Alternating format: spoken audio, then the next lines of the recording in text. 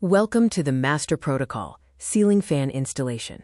This video will guide you through the process of installing your ceiling fan safely and correctly.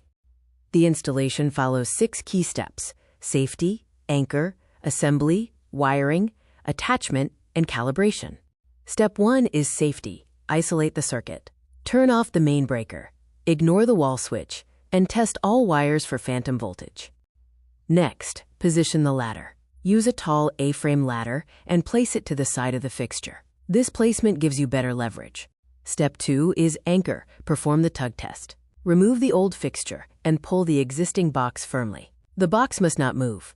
You must verify the rating of the ceiling box. It should be rated for fan support up to 70 pounds.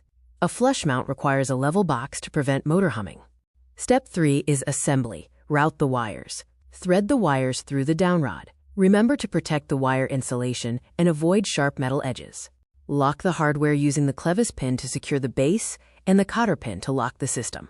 Finally, tighten the set screws to prevent vibration. Step 4 is wiring. Connect the wires. Connect the white house wire to the white fan neutral and the green or copper house wire to the green fan ground. Connect the power. For a single switch, connect the house black wire to the fan black and blue wires. For a dual switch, connect the house black to the fan black and the house red to the fan blue. Step 5 is attachment. Seat the ball. Lock the ball notch into the tab to prevent the motor from spinning. Attach the blades. Secure blades to the irons first to avoid over-tightening the wood. Then, slide the canopy up. Step 6 is calibration. Set summer mode. The blades spin counterclockwise, creating a direct downdraft to cool the room instantly.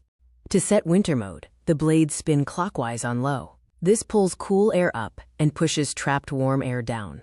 Installation is complete. You have followed the master protocol, verified structural safety, and now own a perfectly installed ceiling fan.